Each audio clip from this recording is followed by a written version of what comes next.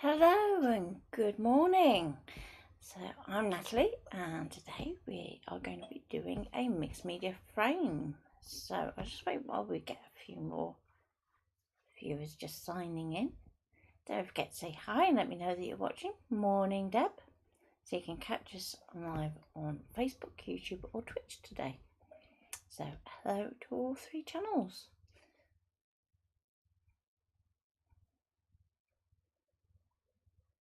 Hi Thea. So hopefully today the signal will hold, but just be aware we did have a few internet issues over the weekend. So if you do find that I'm stopping and starting, it's probably not you, it's more likely me.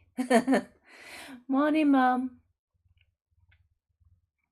So we're starting off with a simple A4 frame from IKEA, should you want to find the exact same one, and I'll post a link later.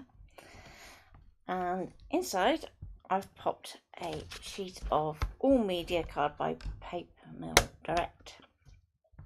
So as we can see that my paper is pretty closely matched to the frame, but if you have a really bright white frame and your watercolour paper looks a little yellow, don't worry at this stage. I'm going to show you a trick tomorrow to make it look absolutely fabulous. So let's get started.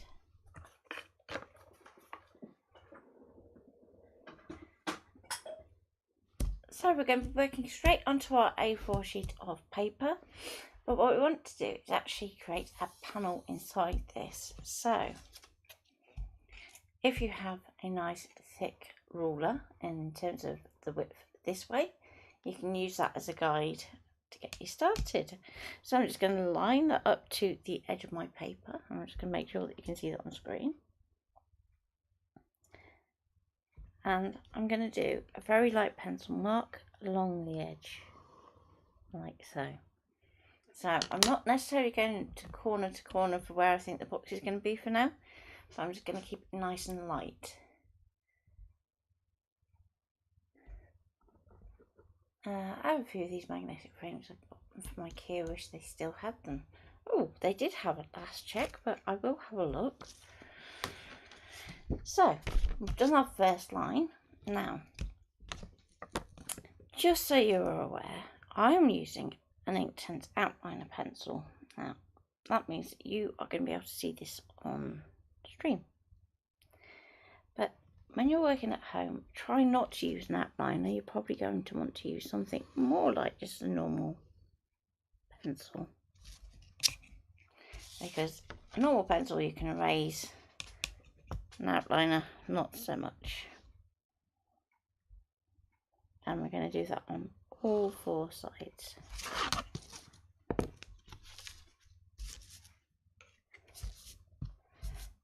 The other thing to note is that I'm not going to mask this. So I'm going to keep my edges fairly organic.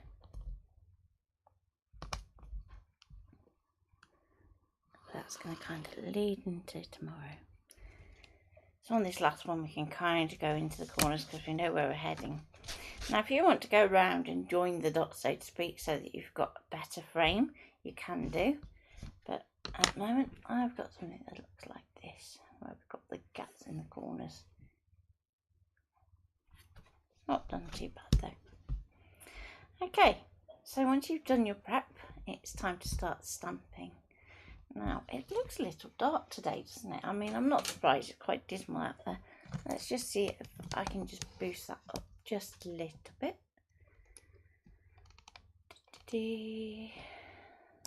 So, bear with me one moment. Let's see if we can boost it up a bit. I don't want to go too far.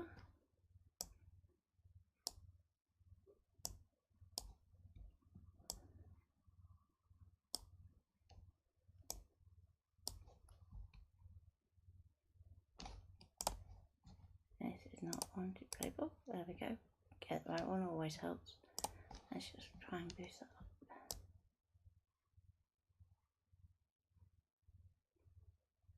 There we go. Slowly getting there. Let's get that brightness up a bit. There we go. We look like we're in daylight now. There we go. Difference between putting the lights on and off. And good morning, Linda. So now that we have our frame drawn, we can start to work. Now, stamp platforms for this. Usually you would see that I would go to my Tim Holtz one. Now I'm not going to do that today. And the reason is the Tim Holtz one has built up sides. So I was looking for something that had open sides. So I've gone for this one.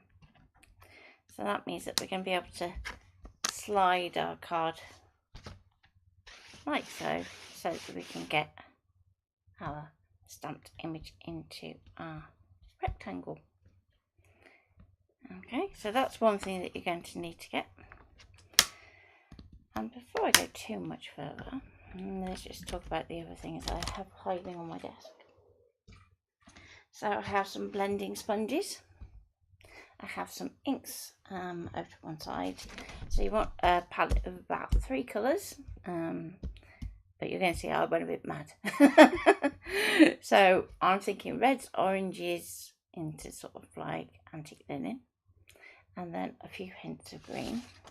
And I pulled out some stencils just to kind of take the whiteness off my paper. So if you are struggling with having that blank page and then going, where am I going from there? We can use a stencil just to break that up. Now, as I said, I have a few colours on my desk. So I'm going to go to the antique linen. It's an oxide rather than the ink. And I'm just going to just stab that through the stencil. It's going to be very subtle, but as we start to stamp up over the top, it's going to come out a little bit more. So again, it's not about getting a perfect imprint of that stencil. I'm going to do that there.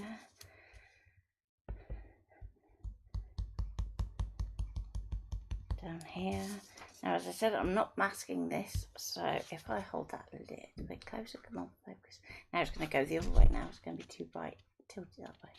There we go. So it's really subtle, but we're not masking. So it literally goes up to about here, where our guide is, and stops.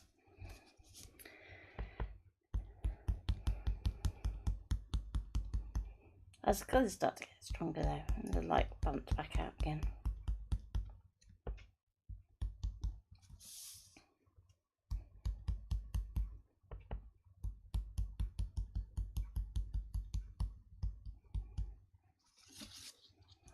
Okay, so we've kind of broken up our white so that we're not having that blank sheet frame block, which isn't good. So now we're going to put in some stamps. So I thought it'd be really cool to do some edging stamps. So anything that has like a flat edge to it. And you want some that have kind of a varying scale. So in the foreground, you're going to want to have something like this where you've got lots of detail, quite big flowers, for instance. And then as you go further back, you're going to scale down to little flowers and so on and so forth. Now, I've got some other bits of wood here too. So let's just pull those out.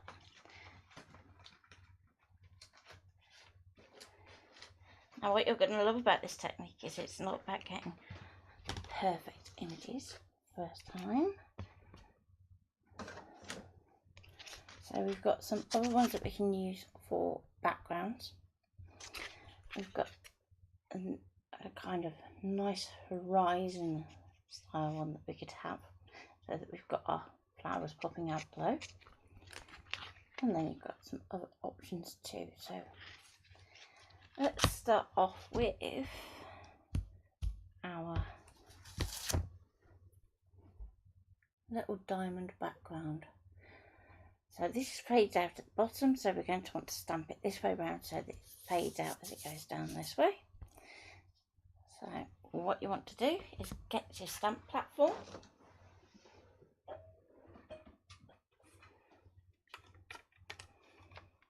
and we're going to pop our card in. Now, remember what I said in that we're going to be sliding our card along like this, so we're actually going to be stamping kind of 90 degrees on. And I'm going to lay my stamp like so. Now you can see my stamp extends beyond my guides, so let's just turn that down just a little, just so you can see that a little bit better.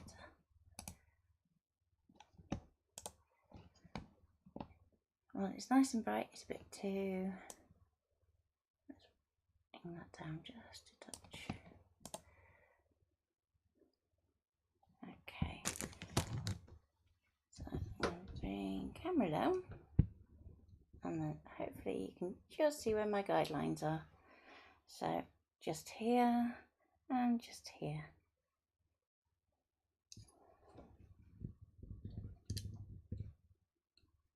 Okay. So once you've got that lined up and you're sure that it's all square, I'm just going to pick that up on my platform and place my magnets. Now we just need to decide on the colour. So we've got this kind of subtle antique-linen effect going on in the background, and if you wanted to, you could carry that through. So if you wanted to put some antique linen onto your diamond stamp, you can do and keep that kind of subtle look.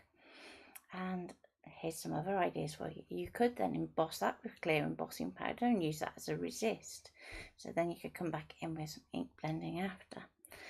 But for now, I think what I'm going to do is kind of do a little bit of a sunset. So I'm going to go to my crackling campfire.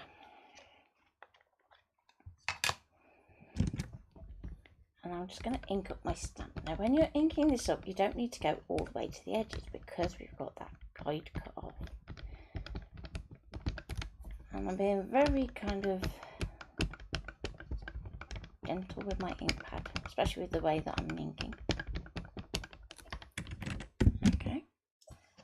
And it's a fairly juicy ink pad.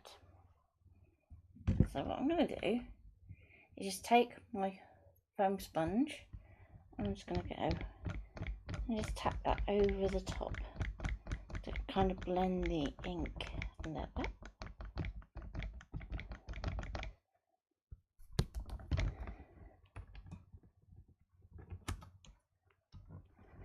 And let's go and press that down.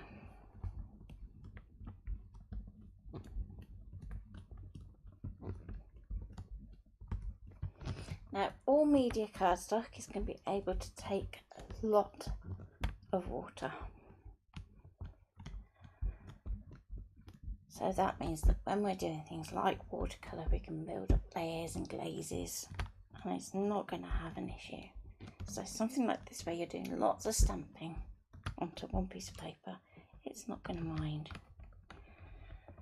Okay, so that's not too bad. It's just a little bit shy of our guide, but that's fine. And we've got this kind of blended section here and here before it gets to our guide. So now what I'm going to do is I'm just going to take a water brush, and we're going to take that water and use that to blend our ink.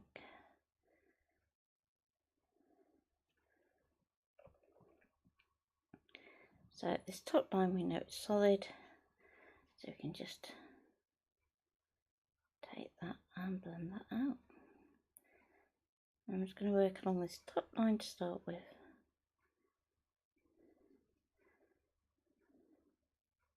Now if you're left-handed, work the other way up, otherwise you're going to be putting your hand into your wet ink.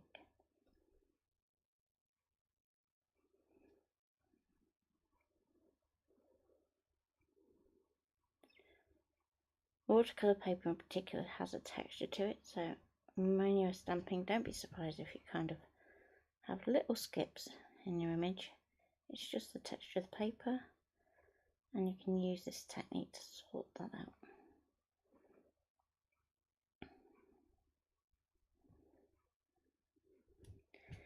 Okay, as we start to get over this side, there's going to be less ink for you to pick up, so your colour's going to start fading out, and that's fine. That's what it should do. So I'm going to go back down here, map out my diamond, and fill in the gap. And one more up to my guide. And there we go. So we've got our top line in.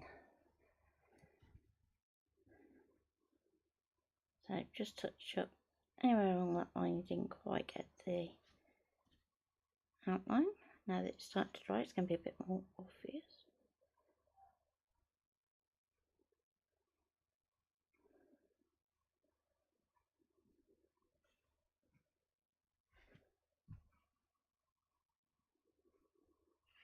Okay, then we're going to go down to the next line. And this time, as it starts to get out towards the edge,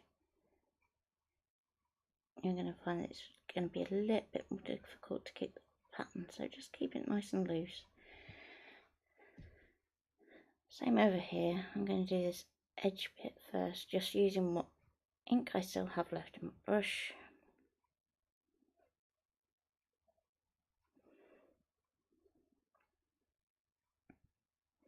So the plan for this two-part workshop is today we're going to be working on this background, building that up. And if we get time, we'll get onto the feature stamping and cut that out tomorrow.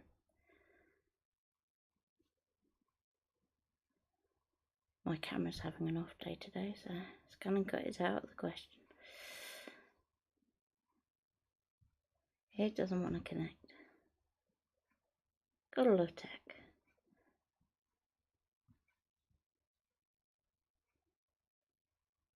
Okay, so I'm going to do the same again.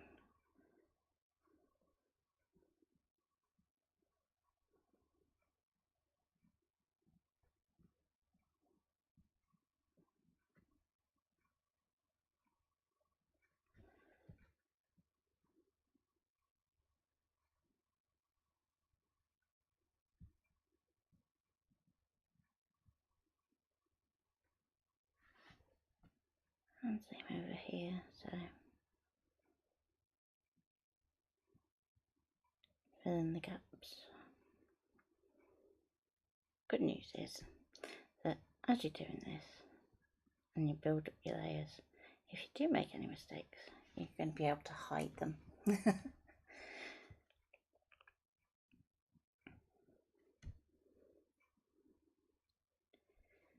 No such thing as mistakes, just happy accidents.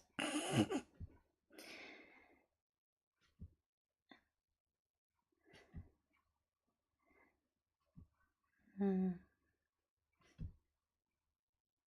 we go. So I think for that bit, that's probably as much as I'm going to do. And then what I'll do is when we come back to do the next layer, we can start to blend these diamonds into the next stamp. So let's grab a cloth.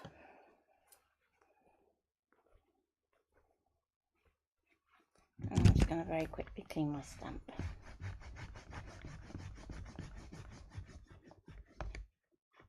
So, just because I'm new, I'm just going to get that excess off and give it a good clean later.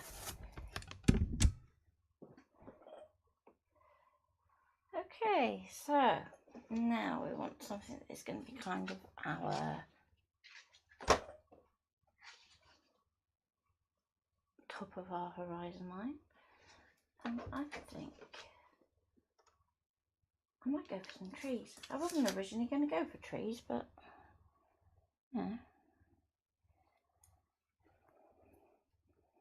I think they might look cool, especially when we start to blend in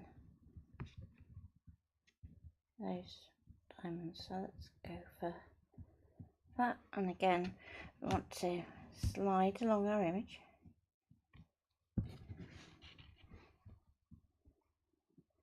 Just just watch your magnet up here. It doesn't touch the wet ink too much. Let's get that square again. So we can use the grid on our stamp platform just to check that it is actually level.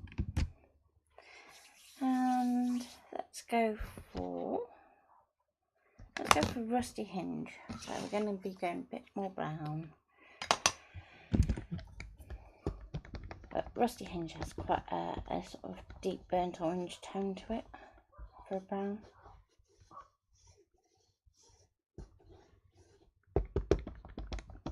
So because this is an ink rather than an oxide, what I tend to do is just give it a little rub over with the ink pad first and then do a tap after I've gone all over the stamp once.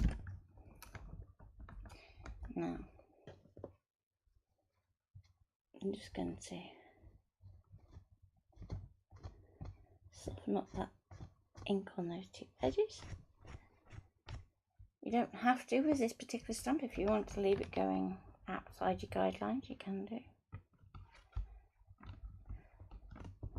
Okay.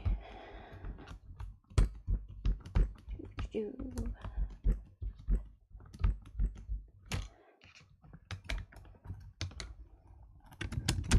we go. So now I'm going to come back with my water brush. And first of all, let's blend out this bottom edge here. So if you find that your brush starts to sound a bit scratchy, it just needs a bit more water in it. So just give it a little squeeze.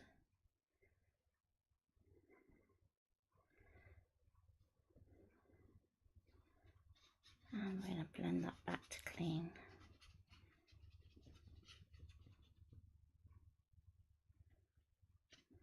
Okay.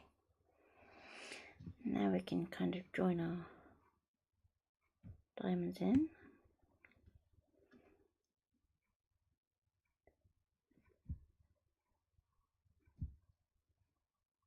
So you can see I'm not being overly careful now as we're getting down towards this bottom section. And because the stamp fades itself out as well, you're going to find that your colouring will too. Now, as we start to do the diamonds that go around the stems of our tree, we want to go careful that we're kind of keeping that detail from our tree stamp. So I'm actually going to paint around where the branches are. Now, if you want to do a spring tree with nice green leaves, you can do. But what I would say is do all of your colouring like this first. Then come back once it's dry and do your green after. You can still blend it back in because your distressed inks and oxides will always re-wet on watercolour paper.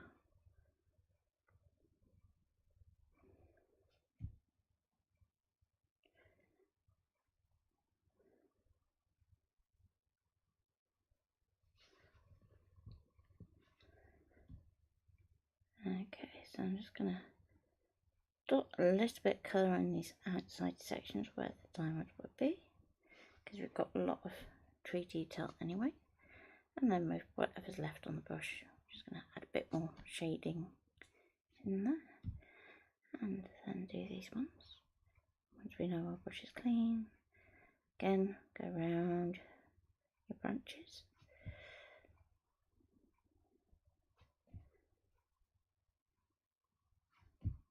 And if you're thinking your trees are little subtle at the moment and you can't really see them, don't worry, because we're going to come back in with some watercolour pencils in a bit, so we can pull out some details.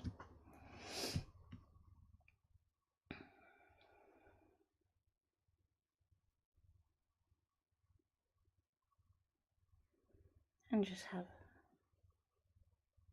a little bit of a hint just where the pattern's faded out over here and just over here. So it's not even that you're worrying about making that diamond shape, it's just that suggestion. Okay, next section. So another bit of cloth, just reclaim my stamp.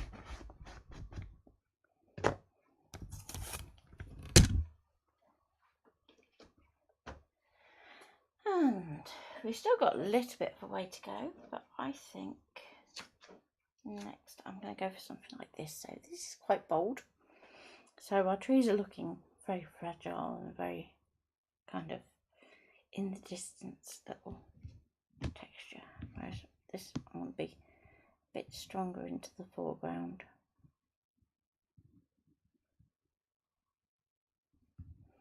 Now if at any point you want to do something where it's not going to colour blend, you are going to want to use an archival ink pad. So let's pop that down there, and I'm going to pull out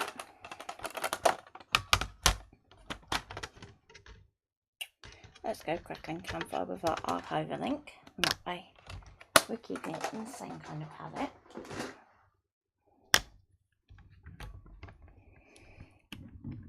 Okay.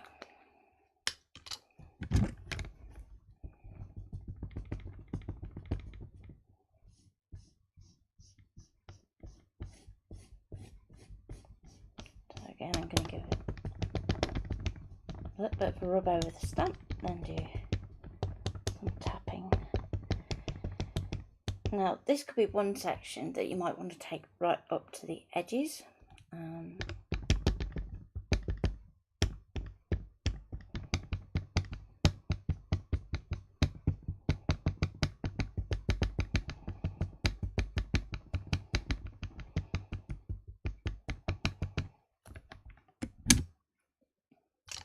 So let's pop the lid back on the ink pad. Move the magnet just in case it's in the way.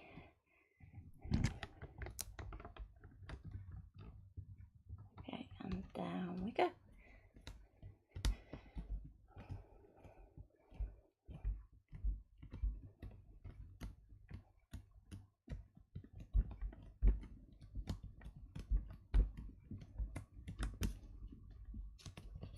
And thank you for the like. Okay, so that's come out really subtle. So let's give it a bit of a helping hand, shall we?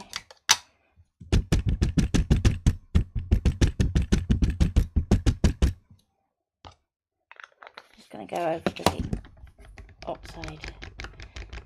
Now the reason I'm doing this second coat with the oxide rather than another one of the archival is I know that this particular platform has a little bit of a wobble. So there's every chance that you might not get it in quite the right place. So by going to an oxide, you're kind of giving yourself the ability to undo your mistakes. Because we can blend it back out if it's got a bit of a double image. And to be honest, I find a lot of stamp platforms struggle to get it absolutely perfectly right.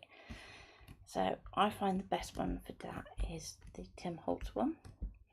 But you might find that between your platforms, if you have several like I do, that they each have their own little quirks. So if I show you here, you can see we've got kind of a little bit of a double image going on. So let's take this off here. I'm not going to stamp it again for a second, so I can take it off. Let's get it focused. So you can see it's a bit like, whoa, had too much to drink. So that's okay. As I said, by going for the distress oxide, we give ourselves options. So I'm going to take the stamp off my block for a minute. Let's move this out of the way.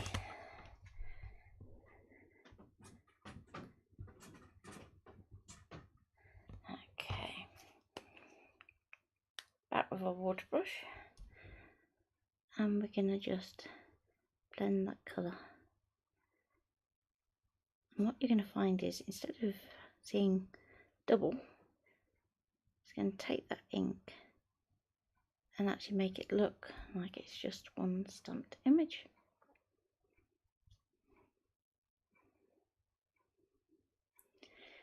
And then when you get to the end of your double image of your stamp, just take it to a point that's a little bit beyond the leaf.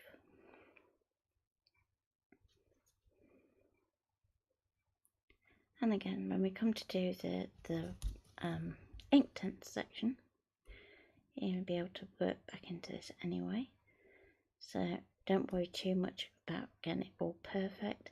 Just do any bits that are really going to make it obvious that it's a double stamped image. So things like stems, if they're like really obviously misaligned, then just colour them in. And it's just going to look like your stem is a bit thicker and has an outline.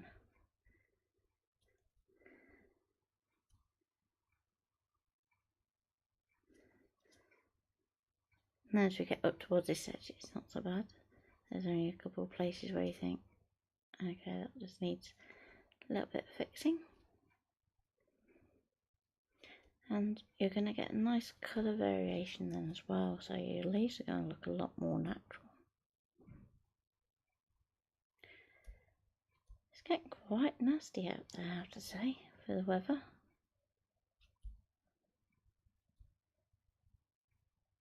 Hope you all are nice and warm and safe wherever you are.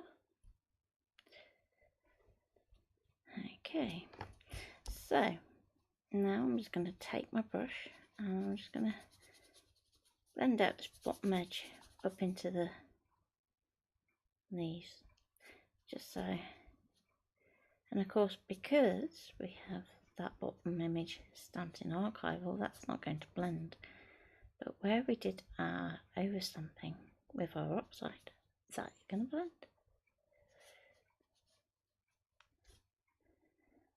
So we're going to get a nice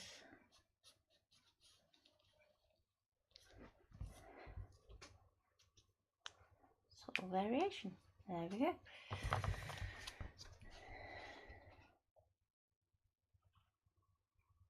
Not looking too bad.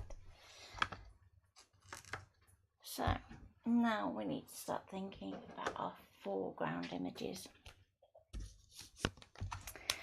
Now, if you've got something that you know that is usually pretty small in scale and it's pretty big, you know that's going to be sort of down the bottom here.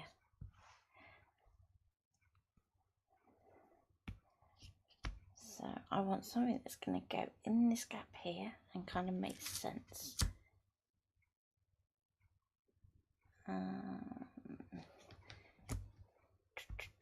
Let's go for this one.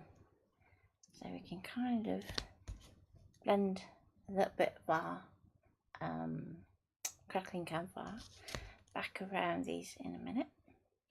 So I think I'm going to go for that. Now, I'm going to do a little bit of stamping, but I'm going to do it lighter.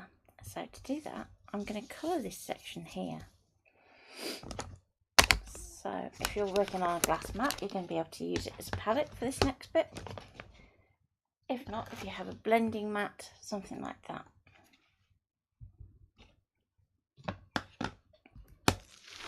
So I'm just going to peel away my media mat for a second. And you can either do this with the ink or the oxide, but you will get slightly different tones.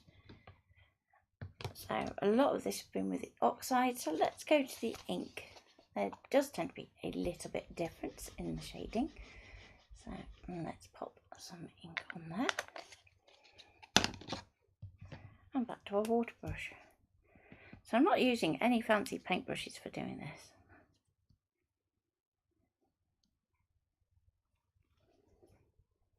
And I'm just going to come along this line here. And if you don't get it dark enough first time, don't worry about it. A little bit extra water, because we can hear that scratching noise.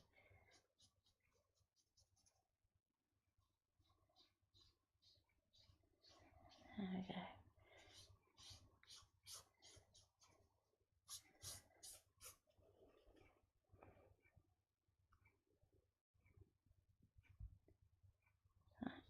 little bit more just on this top edge and blend that back out. And the more that we do this, the less streaky it's going to get, but we definitely want to have more colour because we want to be able to stamp with a lighter colour to kind of knock out this next layer.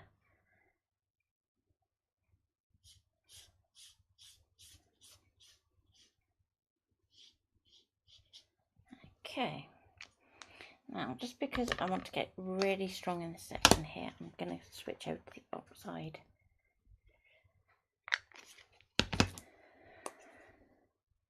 Let's get,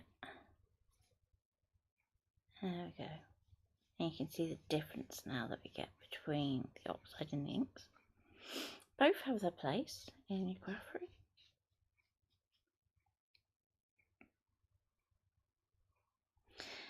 Now, if at this point you're thinking that, oh no, my paper's starting to cockle, I've gone wrong, I'm just going to throw it out.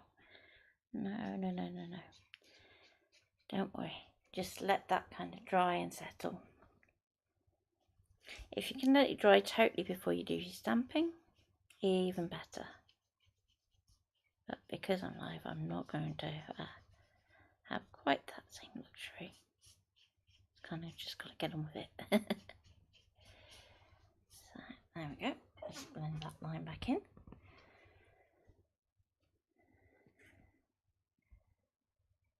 So I'm just going to try and water down that colour a little bit more. So I'm squeezing as I'm mixing to try and push that water through.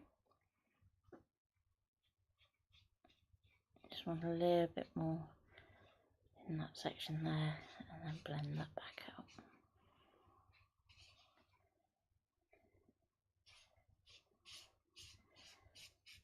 So we're keeping the edges of our image quite organic and not ruled straight lines like when we did our initial guide. Okay, so far so good.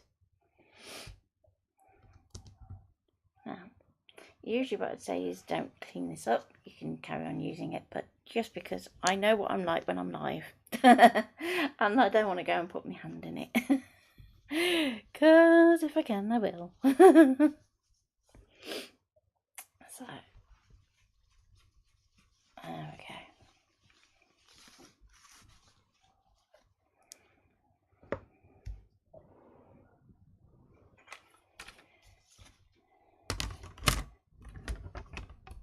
How are we doing? About 20 minutes away from the end, so we're not doing too bad. We're nearly at the bottom of our background.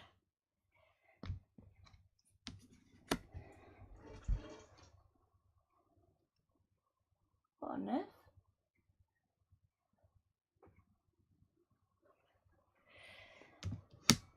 Okay, very random noises happening.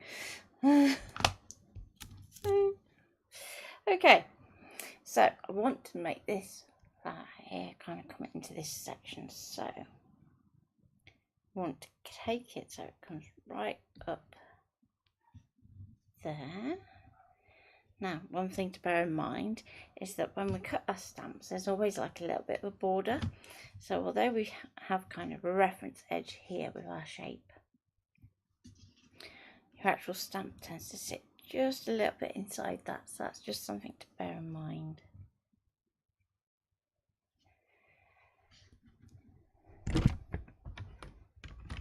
Okay, pick up the stamp, and this time I'm going to go all the way back to our antique linen.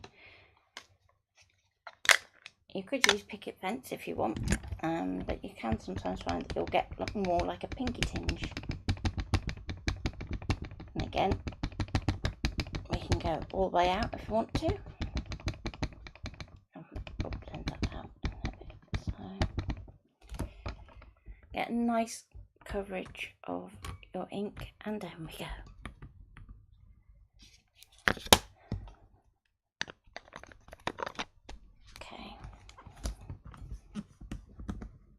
I'm going to give a really firm press and plenty of time.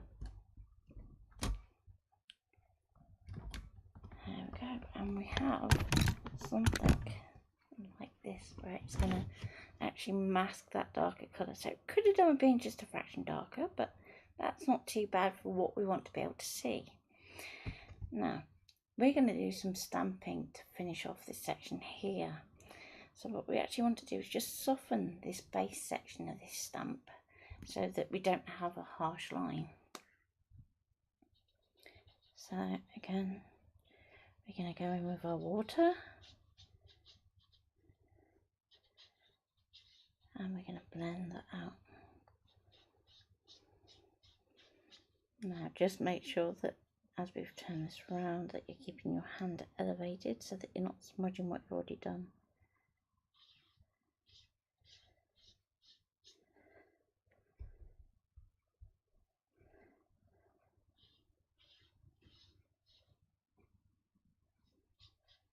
So I was just blending back to water on my brush then on the glass, just so we can blend that out nicely. So we can still see our stenciled images behind. It's just really subtle at the moment. There is enough there just to break up the page. So now we have a foreground image, and this is going to overlap this bottom line. So that we have a bit of a shaped edge. So let's pop that there. Fill off my other stamp, give it a quick clean.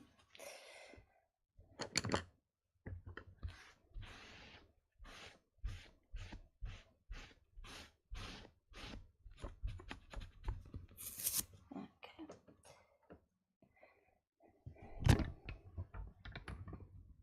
Over the top.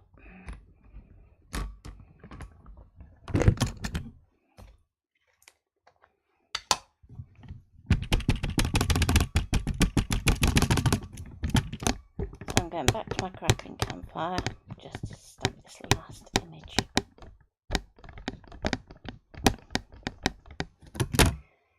So,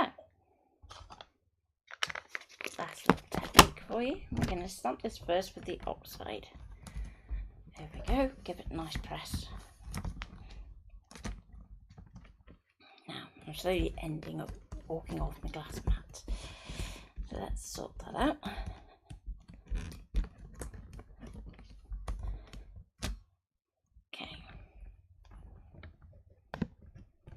Now, if I go too far, I'm just going to clean my stamp.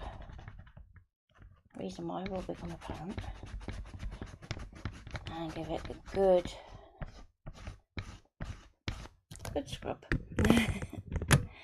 Okay. Now, for this next bit, you want to be really careful that you don't knock your card.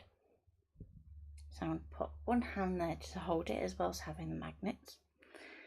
And I'm just going to blend out our oxide like so. Now we are going to come back in with these with some ink tints, so don't worry about making it perfect. You're going to see that it's going to pick up a little bit of your antique linen as you go through as well. That's fine, because we're going to be layering colour on top. So I'm going to start off by doing all the shaded areas first, let that dry, and then we can come back with our ink tints when that's dry.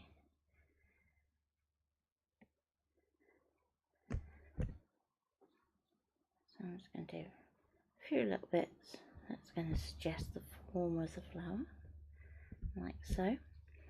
And if you think you're taking away too many details, don't worry, because that's why the stamp is still on the map.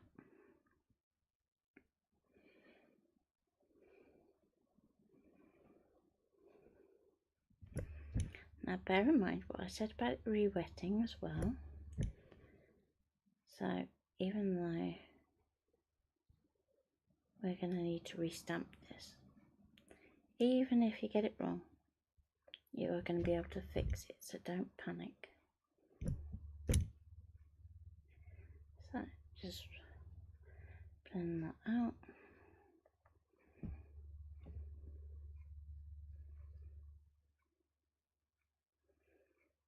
blend this out around here.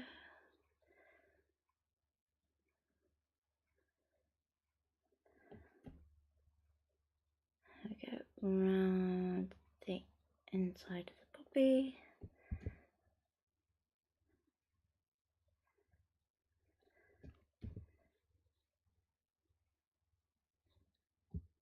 And I promise I will do some more spring tones as well next week. I don't know why I kind of went Indian summer theme today.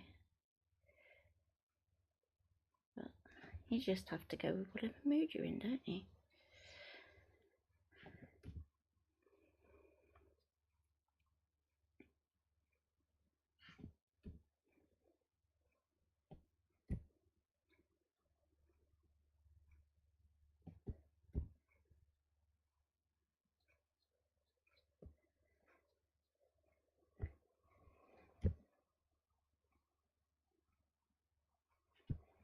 Okay, so add a little bit of that lighter colour into all of your petals. Then we know we're ready for the next step. So they're all looking reasonably shaded. So now we're going to go back to our archival ink. Okay, so we're working in the same colour archival as we did the oxide. And I'm going to stamp that all over.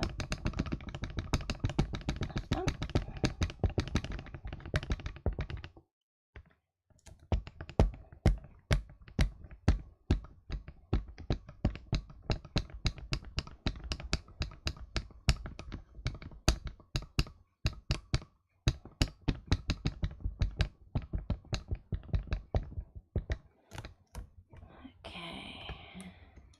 Down over the top,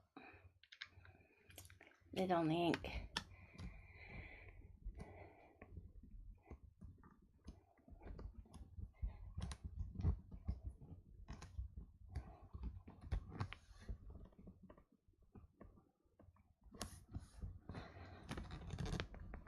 give it a good strong press.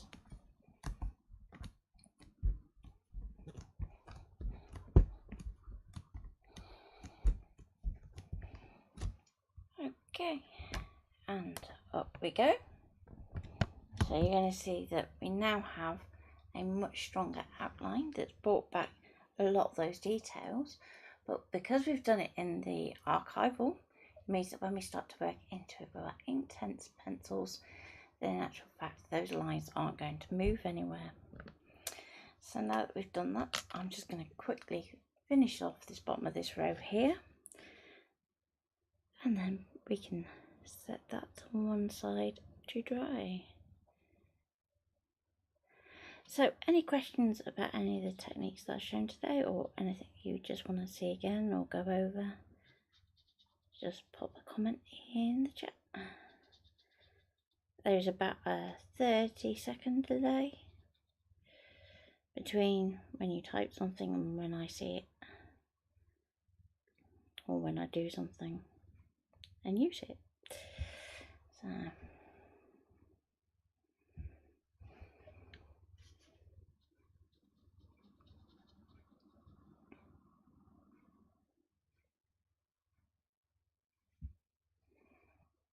okay, so that's blended that in.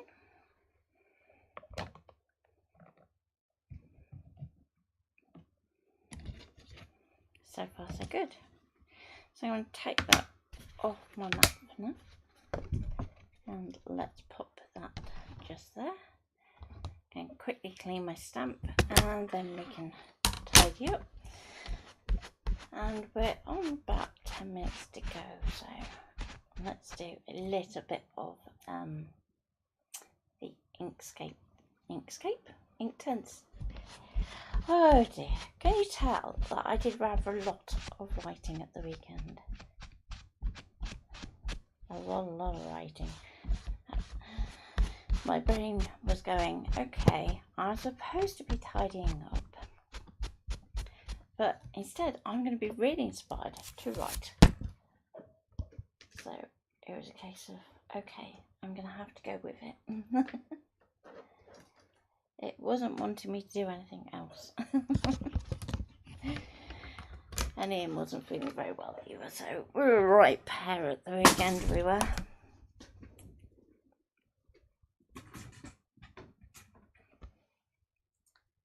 But we did manage a little DT session, so that's something. So let's pull out some colours. Hey Mum, look what we found. So I want to go for, I'm going to go by the lead colour rather than the end. So that might do, because I want something a bit more orangey. Let's go for that one that's going to be closer to our rusty hinge. And then let's have a look underneath.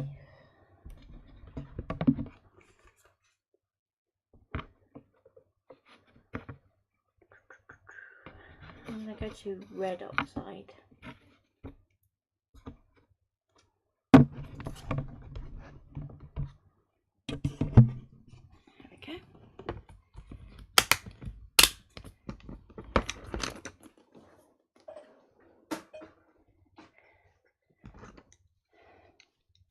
So there's our colours for our background. So you can see lead colours don't really match what we've got on the ends here.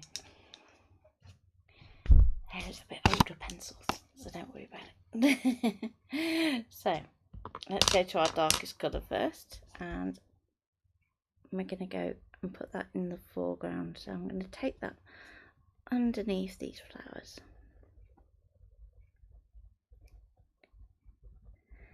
So with Inktenses you can work directly to your paper, but you can also put them into a palette if you want to, and work that way.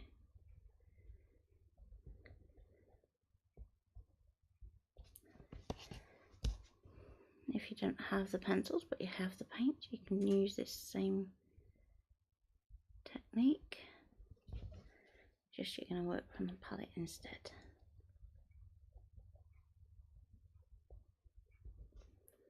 So strongest colour directly underneath where these flowers are going, and then we're going to blend that out.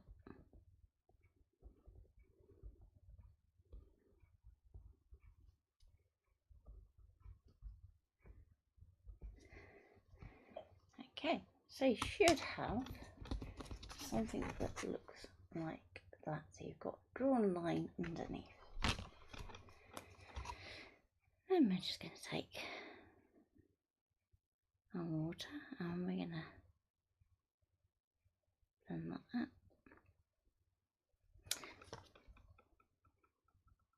So we have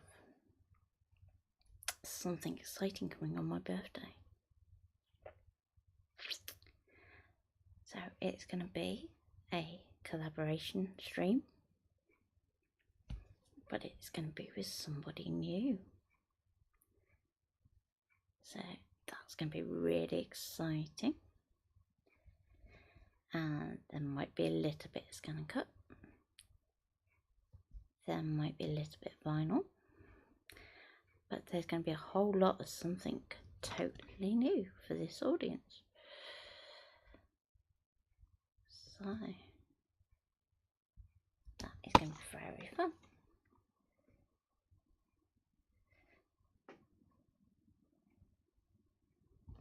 So I'm just wetting the pencil, and that's going to make it permanent. And if you wanted to do Inktense colouring onto fabric, for instance, so let's say you want to turn this into a wall hanging instead, you could use a fabric compatible ink pad to do all the stamp sections, and then go into it with your Inktenses. Okay, so now that I've done that, I just want to see if I can get a bit more water in my brush. Maybe I've used, oh no, there's still a little bit more in there. My poor water brush this weekend has been used and abused. We were doing some product testing in the DT group, as you do. And the poor water brush kind of got used for everything, so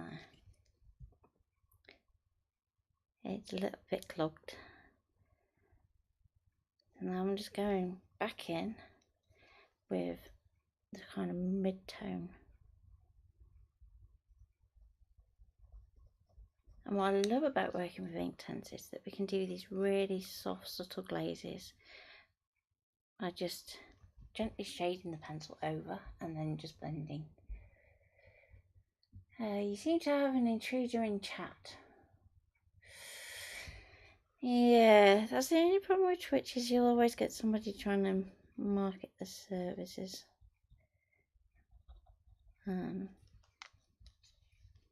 Usually I would ask Lucy to mod the chat for me, but I'm not sure she's available today.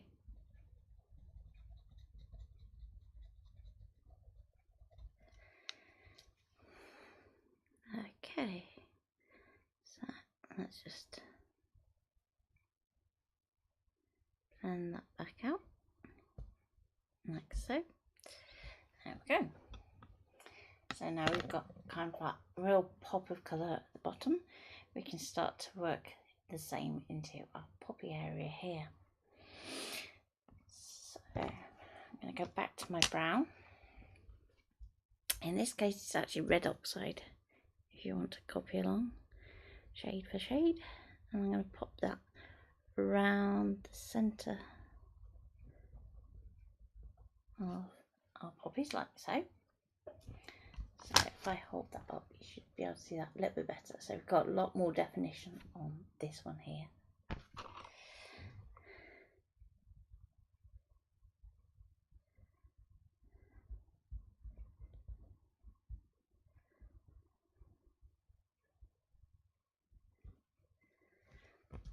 I'm going to do the same for all the flowers at once. So sometimes it's just easier when you're doing something like this where you want to keep them consistent,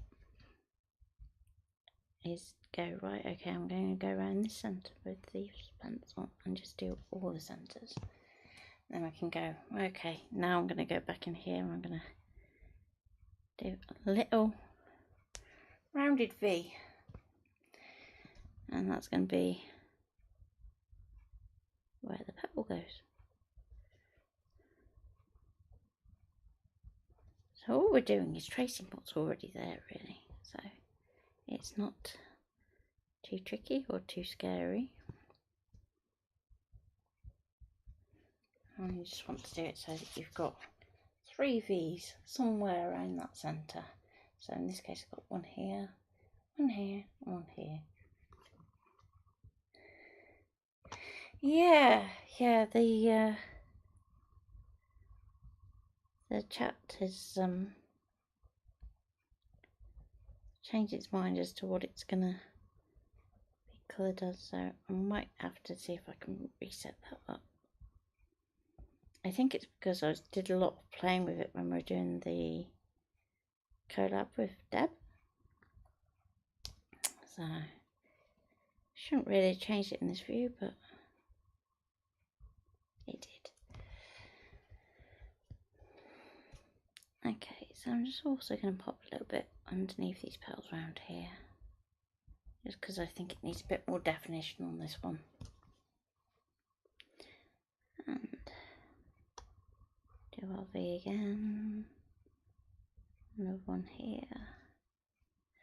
Now, the third one is probably going to be hiding under this flower, so I'm just going to do a little line there. And again, I'm just going to do a little bit on the edge,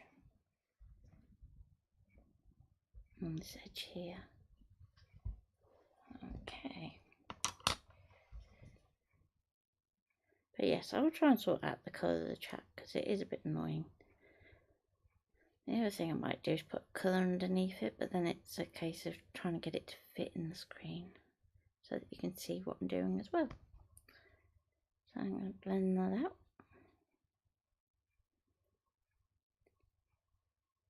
And you're going to see that it goes from being this really quite strong harsh line to actually being really subtle.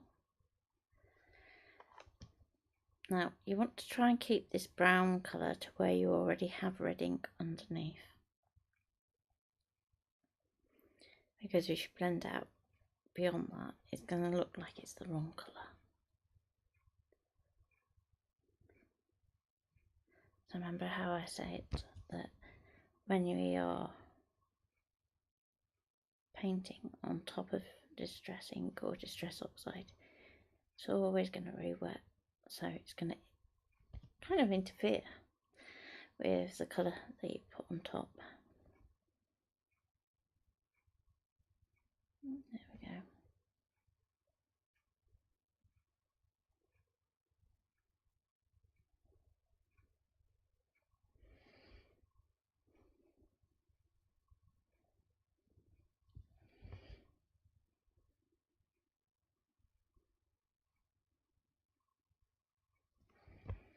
And just soften that around the edge as well,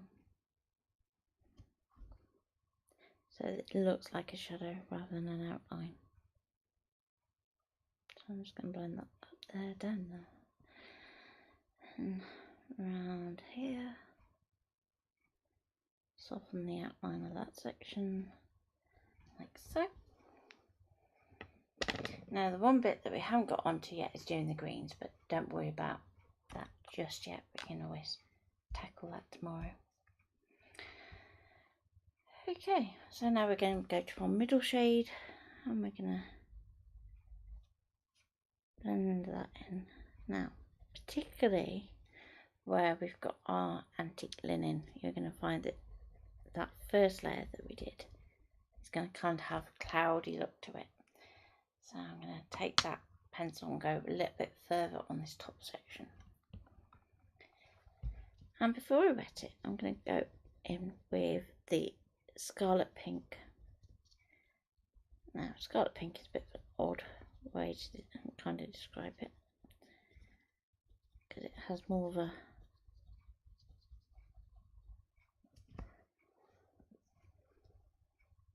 orangey tone than you might expect for a pink. And we're just going to blend that out. Now as you do this, you might find that you need to kind of boost that layer underneath to make those bits pop out. And we can do that, so don't worry. I'll get there. So now I'm going to go back to my middle, and now I'm going to work on the outside. So let's make this a little bit stronger.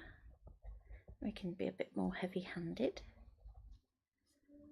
particularly around these areas, so that we start to have that kind of popping out,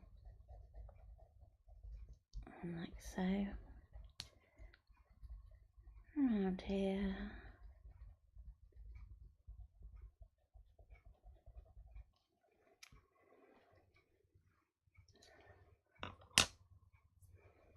Thanks, Fia.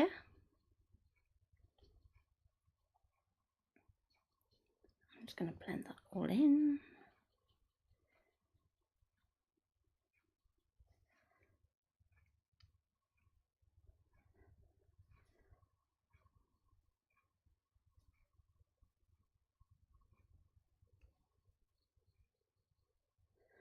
So, this is not the type of artwork you want to be doing with your best brushes, by the way.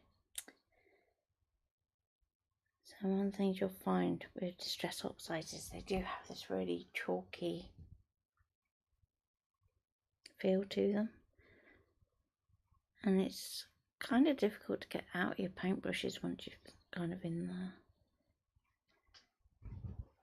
Okay, not looking too bad. So let's go for more of the same on this one. So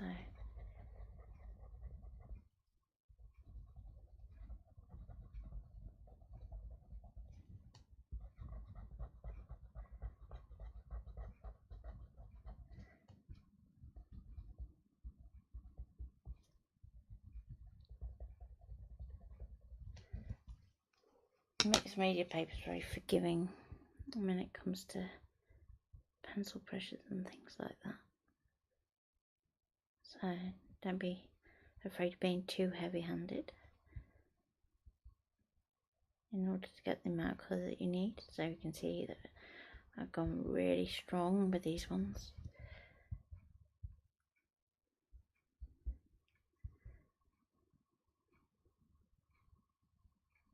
Poor water brush, it's like, I give up now.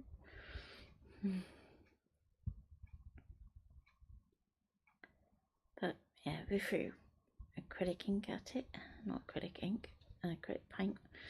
So not generally the good way to treat your water brushes, I have to say. A little bit of crackle. But it was a good session. So again, just going to go put a little bit more this red colour in and around the top. So I'm being quite firm, not being very forgiving with my poor pencil here. Quite heavy-handed at the best of times.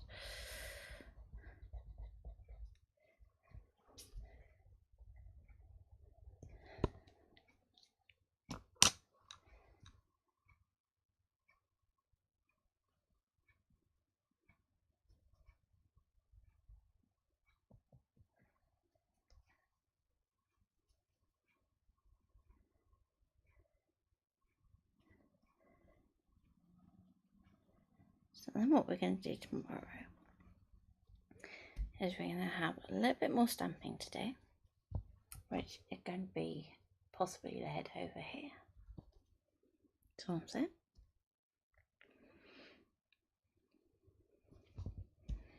So we can do a little bit of fuzzy cutting as a demo.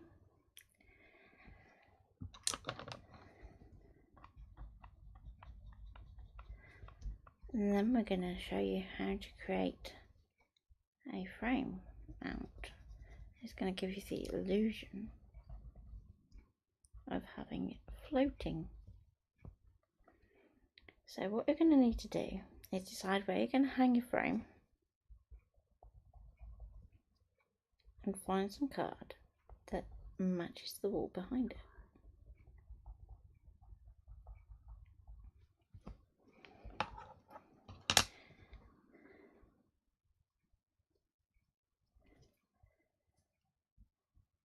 Poor brush is like, no. I think it is nearly out of water, but come on, a little bit further, just a little bit more. There we go.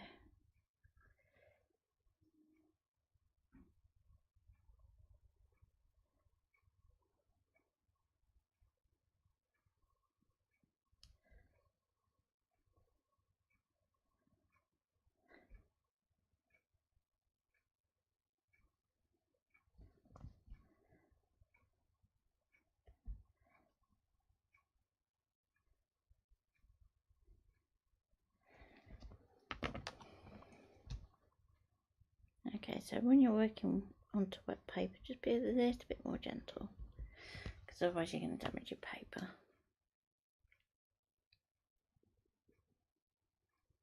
And you're going to get just enough pigment to blend out. So, nice and light.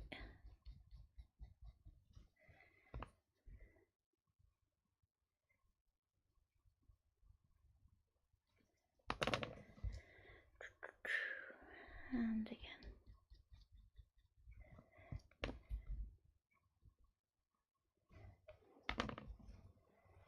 So now is a good point to go, okay, do I need any stronger colours in the rest of this? So I'm going to take the, get the right one, red oxide, but I'm going to work back into the trees.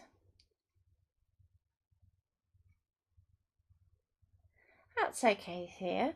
You can always catch up after, and then we'll be good to go tomorrow. So I'm just going to draw down this stem here, And you don't necessarily have to watercolour these bits, so if you haven't got a nice fine watercolour brush, we can just leave those as drawn lines.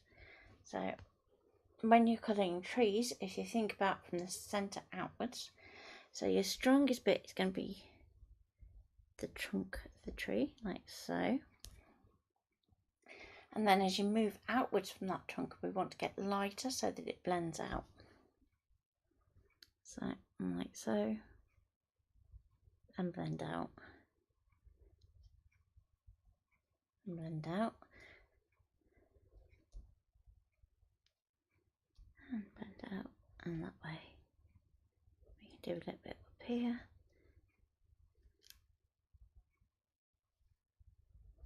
And then where it's going over a section that might have lost a bit of detail, we can just build that back in. Like so, and we're going to do the same again for this trunk here.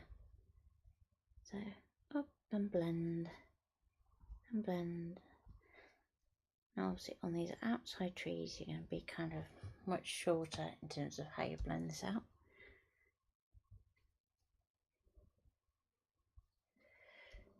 Like so.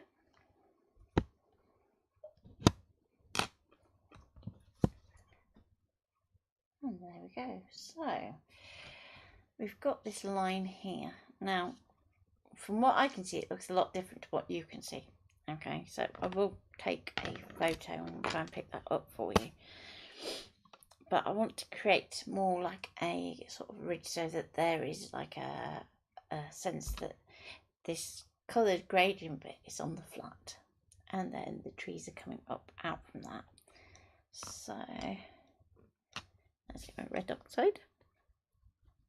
And I'm just going to draw that line in. Now, where our antique linear stamping goes above that line, I'm going to stop. Okay, and then there's little bits in here. I'm just going to do a dot that kind of goes between, like so. Then we can just wet it to make it permanent, especially if you're working on fabric. And we can do that in here too.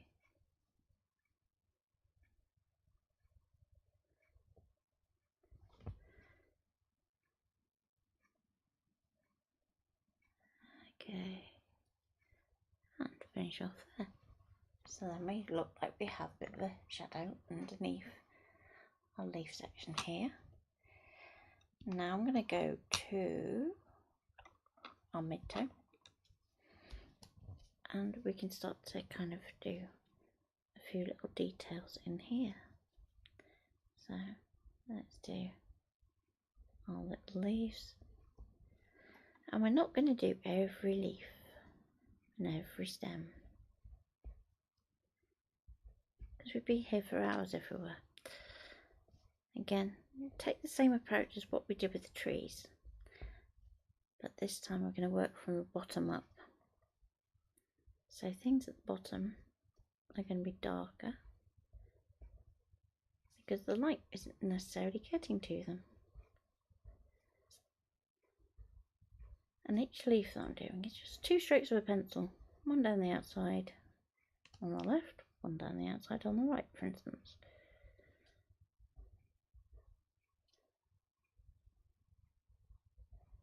And the flatter your pencil is, or the blunter the pencil is, the easier this bit kind of becomes. So I'm going to do a few random ones as well, so we get this sense that they're not all lying perfectly straight. Thank you. So yeah, all the stamps that I'm using are from Chocolate Brook.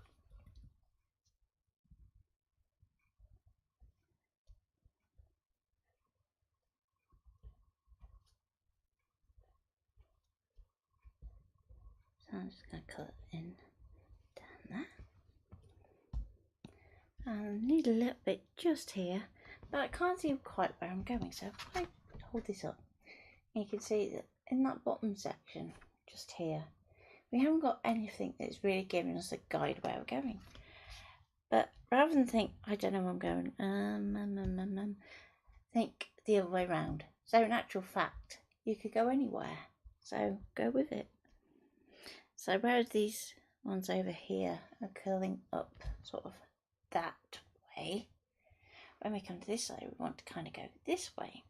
Hopefully that makes sense. So I'm going to take that curve and I'm going to take it this way. And if we kind of head up towards this little branch up here, it's going to look like we've kind of got that area seated. And we're going to do another one just here.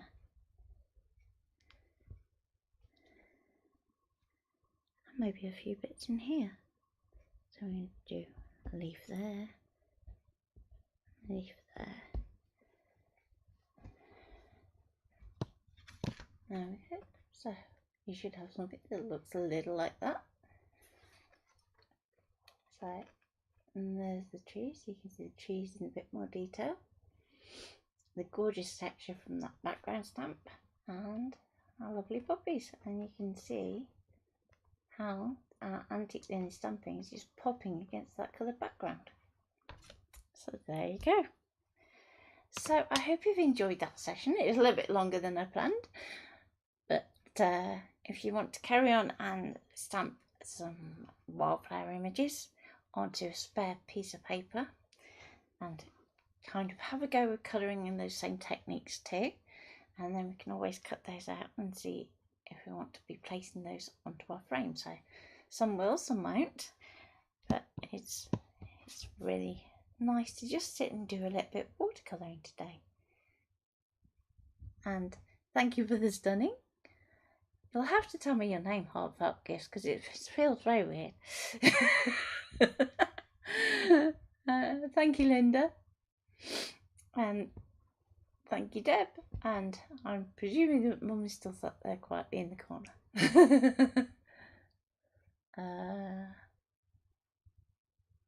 I'll wait for that to pop through.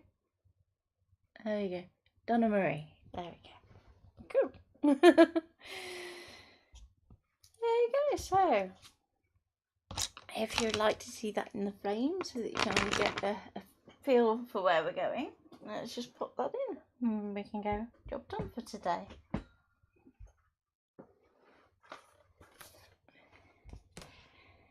So I thought with the wind and the random weather that we've had this past week, I thought it'd be nice to do something that's nice and chilled and relaxing, because I know there's a few that are still stuck indoors at home. So there we go. So this frame has little tiny plastic retainers for the image, and there we go.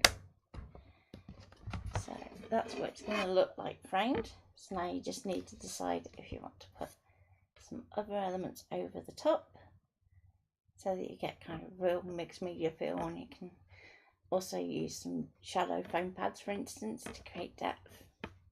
So lots of ideas. So go and have a look in your stamps, because chances are you've got some border stamps that you can use it for the same effect. It doesn't even have to be kind of landscape themed. So if you've got patterns and things, you could just build it up like a sort of ribbon type tapestry look. Very, very cool. So as usual, you can share whatever you do on the group. So that's ScanNCut and paper craft courses, classes and workshops by Planner Craft, or just use the link down there. So thanks, Mum. Take care and bye for now.